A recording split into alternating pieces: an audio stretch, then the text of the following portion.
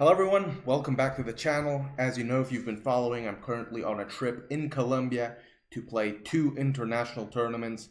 I'm absolutely exhausted. It's almost midnight. I just played 2 games today, but they were very interesting, and I promised the recaps for you, so I'm here making them right now. So, I played my first game against international master Manuel Campos Gomez.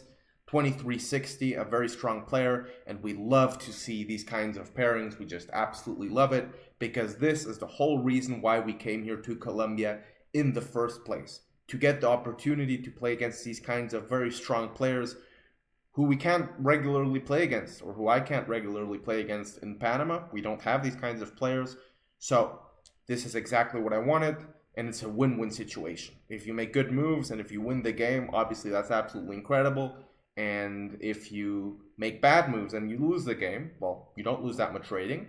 And there's just so much to learn from playing these strong players. It's the absolute best thing you can do for your chess improvement. So let's take a look at the game. I was playing with the black pieces, and my opponent started with knight f3, knight f6, c4, e6, g3, and d5. Here, he could have transposed into the Catalan, which he has done in some games, and I would have been very happy to play bishop b4 and get these kinds of lines, which I'm pretty familiar with. But no such luck. My opponent played the move bishop g2. I go d4. And usually in the past, I would have been very hesitant to play these kinds of moves going into this kind of Benoni-style structure, especially a tempo down, since I'm playing with black. But objectively, it kind of is the way to go. Before, I would have played something like bishop e7, castles, maybe c6, and just waited. But you know what? How are you going to make progress as a chess player if you don't step out of your comfort zone? We have to do it at some point. We can't wait forever. So here we go. I play d4. And I prepared this a little bit. But this move d3 turns out to be such a venomous move. And you might say, why? What do you mean? Why is d3 dangerous? It looks like the most standard move possible, but there is a little nuance. So, what I had prepared, especially because I saw this in his database, was just castles. And here after c5, e3, knight c6, takes, d3.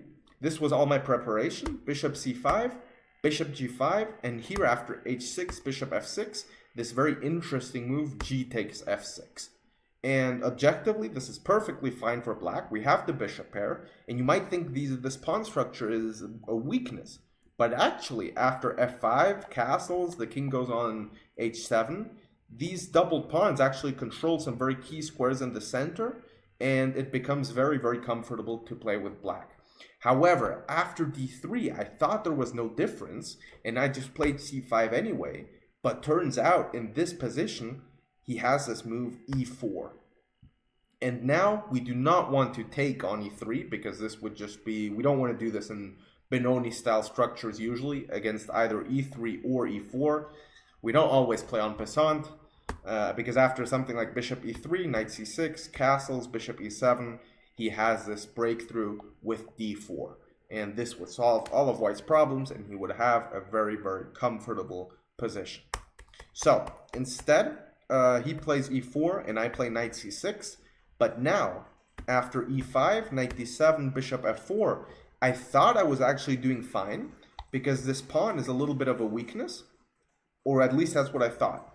And yes, he has the diagonal. Yes, he has the e4 square, but I thought there was no real way for him to take advantage of that because this e5 pawn would always be a weakness. However, he knew the position better than I did. I had no clue what I was doing at this point. I was just trying to make logical moves. Bishop e7, h4 to prevent g5, kicking out the bishop and then taking the pawn. Castles, and here I was considering this move f6, which now the engine is saying is actually the best move. The problem is, the only reason why this is actually good is that after queen e2, we are not taking on e5, which is what it seems like we would want to do. Instead, now we have this move f5 locking up the position. But without any knowledge in these structures, this move was very hard to find, so I don't blame myself for not finding this move. Instead, queen c7, rook e1, a6, And I thought, okay, I knew he was going to play h5, h6, and weaken my king side, but I thought I have counterplay on the queen side, and after b5, h6, g6, I was actually very happy, because I thought, you know what, yes, I do have dark square weaknesses, but I don't see any way for him to take advantage. This pawn is also a weakness, and I'm getting an attack on the queen side. Turns out, the dynamic aspects, the weaknesses here are actually long-term weaknesses that I will struggle with later on, and I am just worse in this position. The engine is giving around plus 0.7. By the way, sorry if there's a little bit of noise. The rain has started, but I do want to finish the recap now. I have to prepare my next game and go to bed. So, sorry about that. Knight d2, bishop b7. a3 takes, knight f5, and once again I was happy because I thought I had good counterplay. I didn't see how the weaknesses can be exploited. But after knight d6, bishop d5, we trade light square bishops, and in this position, it turns out that these weaknesses are actually more important than I initially realized, and because of this, I'm just much worse in this position. So rook e8, I was happy with this move. I thought I have this e5 coming in, but my opponent found the very precise and tactical move b4. So after e5, I could have taken directly, but I played e5. I thought it was a clever way to gain a tempo. But bishop g5 and the dark squares are just such a big problem that I really underestimated. Now after c takes b4, I play queen takes b4. And after knight e5, I had this move f5, kicking out the knight and collecting the d6 pawn. For some reason, I didn't play it. I think it's just working out without any real problems. f5, you would have to go back to d2. I play something like rook b8 and I'm doing okay. But I thought I was opening up myself too much. I didn't calculate very well. And after knight c6, now this is just game over. Because after queen c2, my knight is being attacked. I have to defend the knight. But after queen b5, rook b1, I thought I could just cover myself with knight b4. But after the queen infiltrates with the two knights hanging, this is just game over. I played a5 to defend this one, but then I just blundered queen d7. Knight f6, and I lost the game.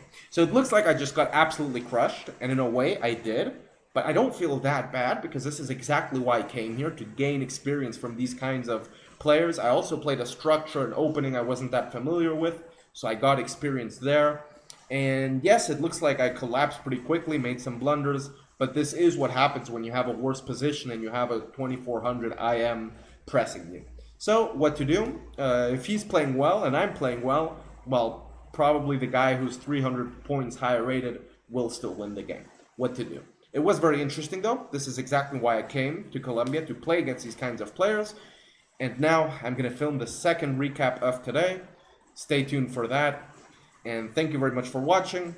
If you want to follow me along my journey towards the Chess Grandmaster title, there is going to be recaps every single day of my trip. So please consider subscribing to the channel. And see you tomorrow with game 3 of this trip. Goodbye.